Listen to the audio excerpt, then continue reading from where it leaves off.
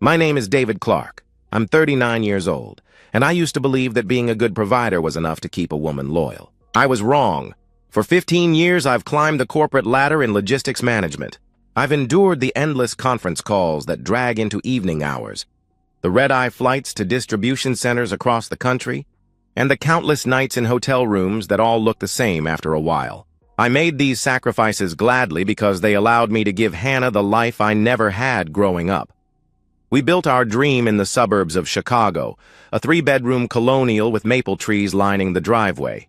Hannah left her marketing job 5 years into our marriage. "You make enough for both of us," she'd said, kissing me on the cheek. "I'll take care of everything else." And she did. While I managed supply chains, Hannah managed our life.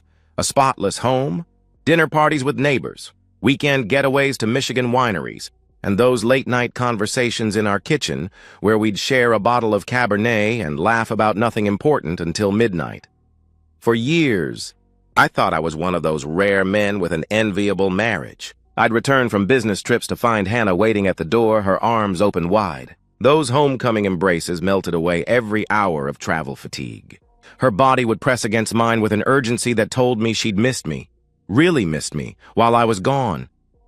"Welcome home, stranger," she'd whisper, leading me upstairs before I could even set down my luggage. That changed about a month ago. The first time Hannah turned away from my touch, I didn't think much of it. "I'm just not in the mood tonight," she murmured, rolling to face the wall. Fair enough. Everyone has off days. The second time, I wondered if something was bothering her. "Is everything okay?" I asked, stroking her hair. "Just tired," she replied, though she'd spent the day at home while I'd been in meetings since 7 a.m. By the third rejection, a pattern was forming. Every advance I made was met with the same response. Not tonight, not now, maybe tomorrow. But tomorrow never came. The woman who once couldn't wait for me to get home now seemed relieved when I left for business trips. I found myself lying awake at night, watching Hannah sleep. In the blue darkness, I'd study the curve of her cheek, the flutter of her eyelashes, searching for the woman who used to hang on my every word when I returned home. I told myself it was just a phase, a rough patch that all marriages experience. Maybe she was depressed. Maybe the monotony of suburban life was getting to her. Maybe my frequent absences had finally taken their toll. Then came the trip to Seattle. As I packed my suitcase the night before, I noticed something strange. Hannah was humming. She hadn't hummed in months.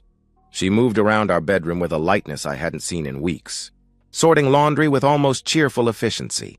"You seem in a good mood," I commented, zipping my toiletry bag. The humming stopped abruptly. Hannah's shoulders stiffened. "Do I?" she responded, her voice suddenly edged with defensiveness. "I'm just glad to get these chores done." But as I folded my dress shirts, I caught her checking her reflection in the mirror, a small smile playing at the corners of her mouth. She wasn't happy about the chores. She was happy about something else entirely, something that had nothing to do with me.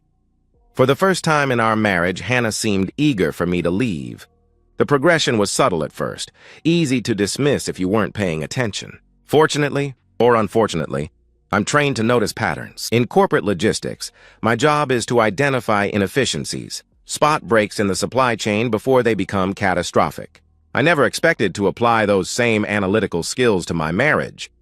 But here we were, 1 month of steady decline. Every attempt at physical connection rebuffed with increasingly thin excuses. "I have a headache," she would sigh, turning away. "I didn't sleep well last night," she'd explain, pulling the covers up. "I'm bloated from dinner," she'd complain, creating distance. "Can we just cuddle instead?" she'd suggest, knowing what would follow. We never just cuddled.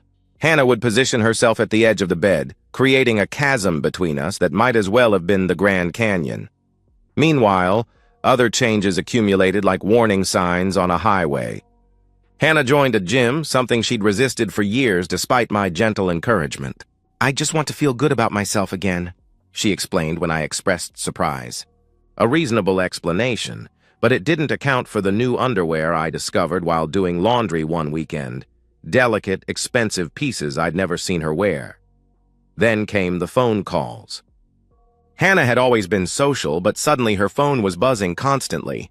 She'd glance at the screen, excuse herself to the kitchen or bathroom, and return 15 minutes later with flushed cheeks. "Who was that?" I'd ask casually. "Oh, just Melissa," she'd say, referring to her sister who lived 4 states away, or an old college friend. "We're reconnecting." One evening, I walked into our home office and found Hannah rapidly closing her laptop. The guilty start she gave didn't match someone who was simply browsing online sales. "Sorry," she said with a forced laugh. "I was looking at stupid cat videos. Didn't want you to think I was wasting time."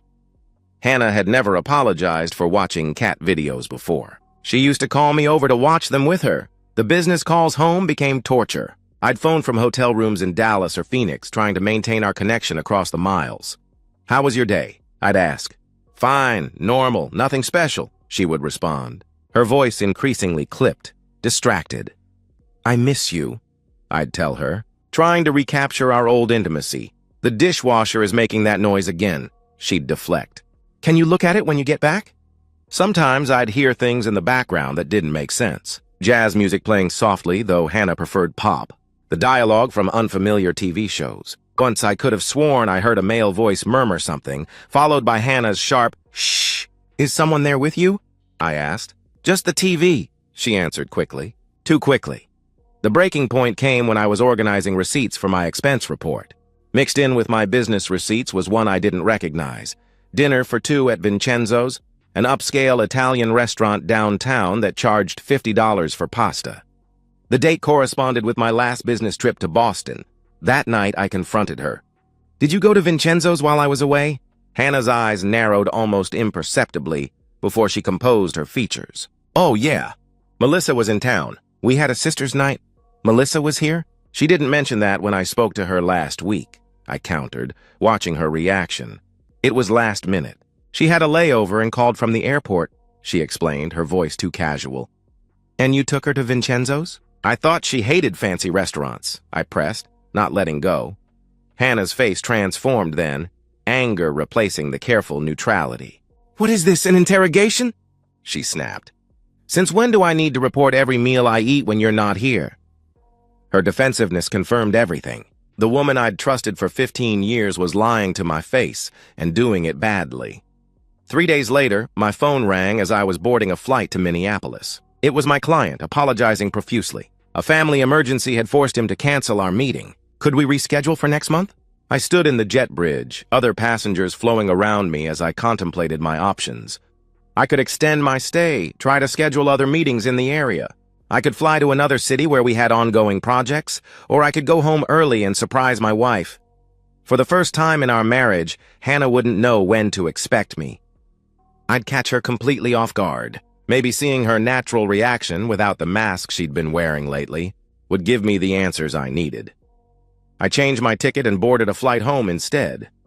As the plane descended toward Chicago, I rehearsed the surprise in my mind.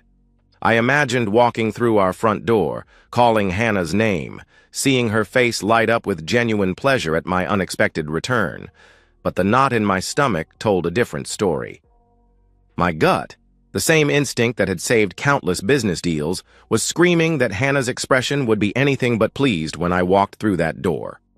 The sedan wasn't supposed to be there. I sat in my car at the curb, engine off, staring at the unfamiliar dark blue Audi parked in our driveway.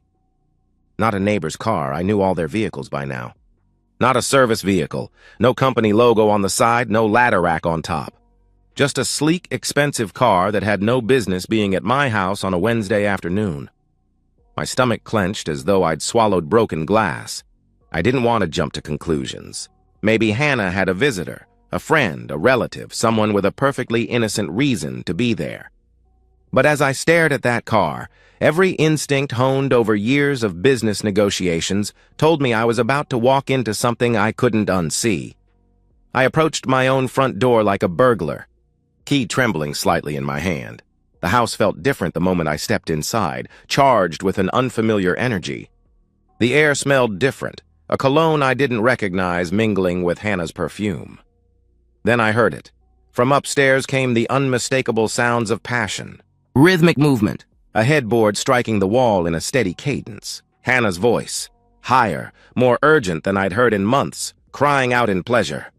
"Oh God, yes," right there. "Don't stop," she moaned, her voice carrying through the house. A male voice responding. Words indistinct, but tone unmistakable.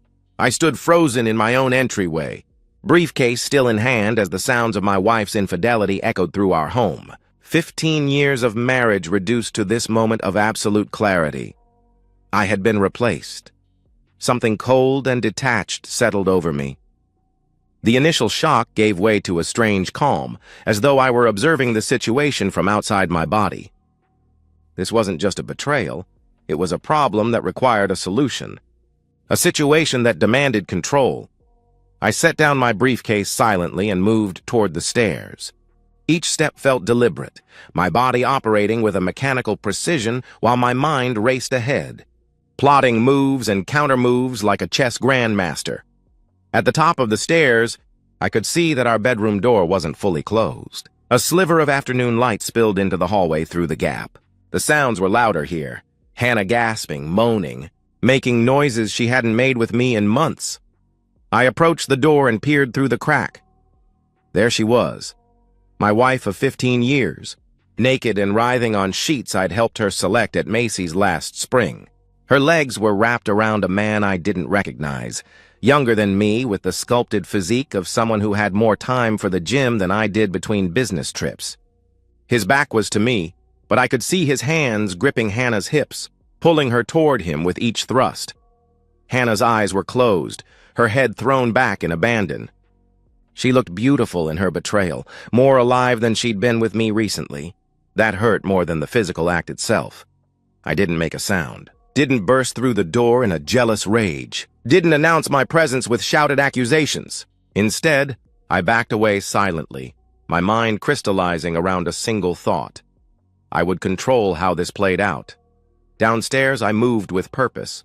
First, I retrieved my phone from my pocket and opened the recording app. Whatever happened next, I would have evidence. Then I went to my home office and unlocked the bottom drawer of my desk. Inside was the Glock 19 I'd purchased after a break-in 2 streets over last year. I'd never fired it outside the shooting range, had never imagined using it in my own home. But power dynamics require leverage, and I needed to ensure complete compliance with what would come next. I positioned myself in the living room, directly in the sight line of anyone coming down the stairs. The gun rested across my lap, not pointed but visible. I started the recording on my phone and waited. Time stretched like taffy as I listened to them finish. Their passion subsided into murmurs and lazy laughter. The shower ran briefly. Dresser drawers opened and closed. Normal domestic sounds that didn't belong to this man in my house? When did you say he's coming back? The male voice asked. Clearer now, casual and unconcerned. Not until tomorrow night, Hannah answered, her voice light and carefree. His flight gets in around 8, so we have the whole place to ourselves tonight too? He questioned, anticipation evident in his tone, making my fingers tighten around the gun. We have all the time in the world, Hannah assured him with a laugh, that specific laugh that used to be reserved for me, as it floated down the stairs. Footsteps approached the top of the staircase. I adjusted my position slightly, ensuring the recording was still running, and prepared to show them exactly how wrong they were. They were halfway down the stairs when they saw me. Hannah froze first, one hand still on the banister, her face draining of color so rapidly I thought she might faint. The man behind her, taller than me, wearing an expensive watch and a smug expression that vanished the instant he registered my presence, bumped into her, not understanding why she'd stopped. "Babe, what?" he began, then followed her gaze to where I sat. The gun resting across my lap, my phone recording on the side table. For 3 heartbeats, nobody moved. The only sound was the faint ticking of the grandfather clock Hannah had insisted we buy at an antique store in Michigan last year. "Sit down," I commanded, my voice steady, colder than I'd ever heard it. I gestured to the sofa across from my chair. Hannah's mouth opened and closed, no sound emerging. The man found his voice first. "Look, man, I don't know who—" he started, his tone both defensive and uncertain. "Shut up," I cut him off without raising my voice. "You'll speak when I ask you to speak. Both of you sit down, now!" They obeyed immediately, moving to the sofa like sleepwalkers. Hannah's eyes never left the gun. Her lover kept glancing between me and the front door, calculating his chances. I shifted slightly, making sure he understood that any sudden movements would end badly. "David," Hannah finally whispered. We need to talk about this. We absolutely do, I agreed, nodding toward my phone. And we're going to record the conversation for posterity. I want to make sure I remember every detail correctly. The lover, still nameless to me, tried again. Listen, this isn't what it looks, he attempted to explain. His voice strained. I lifted the gun from my lap, not pointing it at him, just holding it vertically so the barrel caught the afternoon light streaming through our living room windows. I said, "Shut up," I warned him coolly. "When I want to hear from you, I'll let you know." He sank back into the sofa, a vein pulsing visibly in his forehead. I turned my attention to Hannah, studying her as though she were a stranger. In many ways, she was. The woman I'd married would never have done this. Or perhaps she would, and I simply hadn't known her at all. "How long?" I asked. Hannah's eyes darted to her lover, then back to me. "David, please!" she begged, her voice trembling. "How long?" I repeated, each word precise, final. She swallowed hard. 8 months, she admitted quietly. The timeline hit me like a physical blow. 8 months. While I was earning 6 figures to maintain our lifestyle, while I was sending her flowers from business trips, while I was calling home every night to tell her I missed her, she'd been betraying me for 8 months. Every time I traveled for business? I questioned, keeping my voice steady despite the rage building inside me. A slight nod. Eyes downcast. "Look at me when you answer," I demanded, my tone leaving no room for defiance. She raised her eyes, tears spilling over. "Yes, most of the time," she confessed, her voice barely audible. "Where did you meet him?" I continued, methodically extracting the truth. "At Starbucks downtown. I was getting coffee after yoga class," she explained, each word seeming to pain her. "And you just decided to f*** a stranger you met at Starbucks?" I challenged, my voice remaining level, but the crude language made her flinch. "It wasn't like that," she protested weakly. "We talked first. For weeks. So you had an emotional affair before you had a physical one. That's much better," I remarked, sarcasm dripping from my words. The lover shifted uncomfortably. "Look, I didn't know she was married at first," he interjected, attempting to defend himself. I turned to him, my gaze flat. "What's your name?" I demanded. He hesitated, clearly reluctant to identify himself. "Your name," I repeated. "Now, Michael. Michael Brennan," he finally answered, resignation in his tone. "Well, Michael Brennan, I don't particularly care what you did or didn't know," I informed him coldly. "The fact that you're in my house, in my bed, with my wife, tells me everything about your character that I need to know."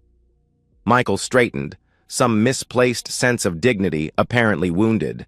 "I think I should go," he announced, making a move to stand. "You'll go when I say you can go," I countered, gesturing with the gun again. "Right now, we're having a conversation about consequences." Fear flickered across his face. "You're not going to—" he started, eyeing the weapon nervously. "Shoot you?" I finished for him. "That depends entirely on how the next few minutes go. I'm not a violent man by nature, Michael. I'm a businessman. I believe in fair exchanges." I turned back to Hannah, whose mascara was creating dark rivulets down her cheeks. "How many times has he been in our house?" I asked, continuing my interrogation. "I don't know. Maybe 20? She estimated, her voice small.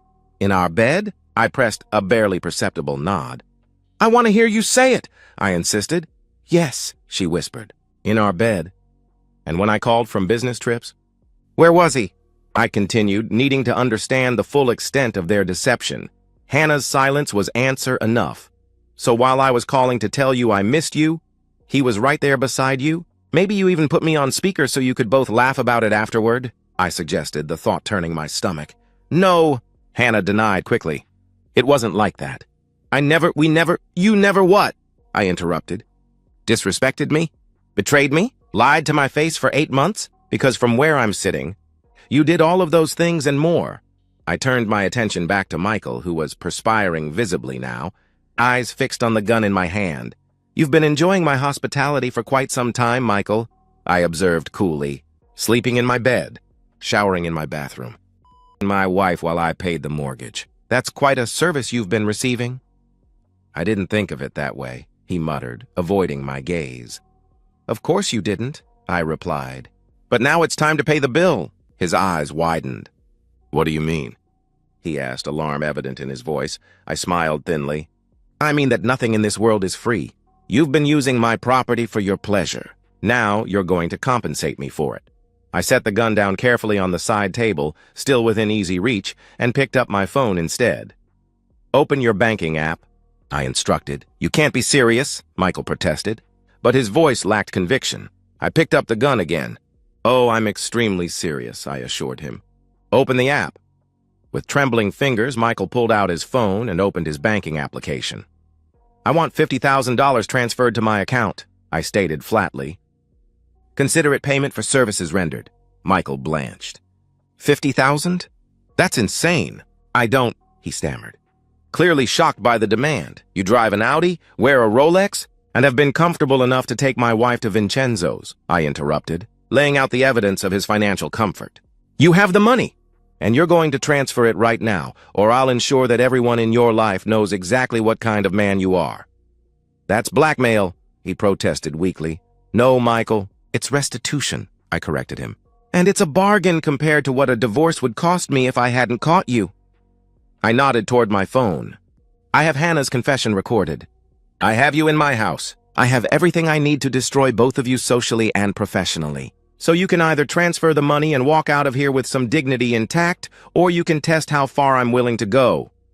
The room fell silent except for the ticking clock. Hannah stared at the floor, shoulders slumped in defeat. Michael looked from me to the gun to Hannah, searching for an ally or escape route and finding neither. Finally, he sighed. Fine, what's your account information? He conceded, resignation evident in his posture. I recited my details, watching as he input the transfer. When he showed me the confirmation screen, I nodded in satisfaction. Wise choice, I acknowledged. Can I go now? He asked, standing cautiously, eyes still on the gun. Almost, I replied. There's just one more thing. I moved faster than either of them expected. My fist connected with Michael's nose with a sickening crunch. Blood sprayed across his expensive shirt as he stumbled backward, hands flying to his face. That's for touching my wife, I explained calmly. Before he could recover, I drove my knee into his stomach, doubling him over. A swift kick to his ribs sent him to the floor, gasping. And that's for doing it in my bed, I added, standing over him. Michael crawled toward the door, leaving a trail of blood droplets on our cream-colored carpet. Hannah made a move to help him, but my glare froze her in place. Let him go, I told her. Your boyfriend just paid $50,000 to learn a valuable lesson about respecting other men's marriages. I'd say he got off cheap. When the front door slammed behind Michael's retreating form, I turned my attention fully to Hannah. She was shaking now, mascara-streaked tears continuing to fall. David, please, she sobbed. We can work through this. We can get counseling. I made a terrible mistake, but I still love you. Love, I repeated, tasting the word like something rotten. 15 years together, and this is how you show love? I never meant to hurt you, she whispered, her eyes pleading. And yet you did. Deliberately and repeatedly for 8 months, I reminded her coldly. I picked up my phone, stopping the recording and saving it. Here's what happens next, Hannah. I'm calling my lawyer tonight. By morning, I'll have divorce papers drawn up. You'll sign them without contest, making no claims on my assets. You'll leave this house with whatever you brought into our marriage and nothing more. And if I don't agree, she challenged, a hint of defiance returning to her voice. I held up my phone. Then this recording goes to your parents, your friends, your yoga class, everyone on your Facebook and Instagram. Everyone will know exactly what kind of woman you are. Hannah's sob caught in her throat. You wouldn't, she gasped, horror in her eyes. 8 months ago, I wouldn't have, I acknowledged. But you've taught me so much about betrayal, Hannah. I'm a quick study. By dawn, the divorce papers were delivered by courier. Hannah signed them without resistance, her hands shaking but her signature clear. As she packed her clothes and personal items, I sat in the kitchen drinking coffee, watching the sunrise through windows that now belonged entirely to me. I spent 15 years providing for her, asking only for loyalty in return. When that contract was broken, I collected what I was owed with interest. 3 months have passed since I watched Hannah drive away from our house, my house now, with just 2 suitcases and a box of personal items. The divorce was finalized in record time, her signature on the uncontested agreement ensuring that my assets remained protected. She didn't fight for the house, the investments, or even alimony. The recording on my phone was leverage enough to secure her complete cooperation. She moved back to Ohio, to her parents' split-level ranch house in the same neighborhood where she grew up. I heard through mutual friends that she claimed the marriage had run its course and we had grown apart, the standard euphemisms people use when they don't want to admit the ugly truth. Made sure her parents knew that truth. A copy of the recording, sent via email with a brief factual note explaining what their daughter had done. I didn't do it out of spite, but out of a sense that justice required full disclosure. Hannah shouldn't be allowed to rewrite our history, to cast herself as the victim of a failed marriage rather than its saboteur. Her father called me once, his voice heavy with disappointment, not in me but in her. "We didn't raise her to be this way," he admitted before hanging up. That was the only contact I've had with her family since. Michael Brennan disappeared completely after our confrontation. No police report was filed. Pressing charges would have meant exposing the affair and explaining why he was in my house in the first place. The $50,000 sits in a separate account, untouched. I don't need his money. But taking it was never about financial gain. It was about extracting a cost for his actions, ensuring he felt the sting of consequences. Word travels quickly in suburban circles. Hannah's reputation unraveled as whispers spread from neighbor to neighbor. The women who once invited her to book clubs and charity luncheons now cross the street to avoid awkward encounters with me. I've become an object of pity in some eyes, grudging respect in others. The man who discovered his wife's betrayal and handled it with cold precision rather than messy emotion. The house feels different without Hannah. Larger, emptier, but also cleaner somehow. I've replaced the carpet where Michael bled, bought a new mattress and bedding, rearranged the furniture to erase any ghost of their presence. Some nights I sit in the silence with a glass of bourbon, not mourning what I've lost, but contemplating what I've gained, clarity, self-respect, and a new understanding of human nature. I've started dating again cautiously. Women seem drawn to my story, though I share it sparingly, and only when asked directly why my marriage ended. I'm selective now, watchful for signs of character rather than just attraction. Trust, once broken, is not easily rebuilt. My colleagues have noticed a change in me, a harder edge in negotiations, a more calculating approach to business decisions. The man who left for that fateful business trip 9 months ago was a different person. Softer, more trusting, less aware of how quickly everything you've built can be undermined from within. That man died when he climbed those stairs and saw his wife in another man's arms. In his place stands someone new, a man who understands that being a provider isn't enough. Respect must be taken by force and maintained through fear. Hannah taught me that loyalty cannot be purchased with comfort and security alone.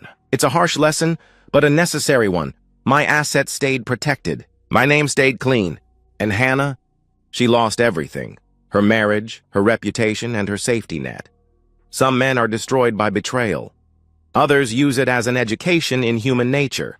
I graduated with honors. And that's the end of today's story. If you enjoyed it, please give this video a thumbs up and drop a comment below. Your support helps the algorithm push my content further. If you're new to the channel, don't forget to hit that subscribe button. It really helps me keep creating more stories for you. Thanks for watching, and I'll see you in the next one.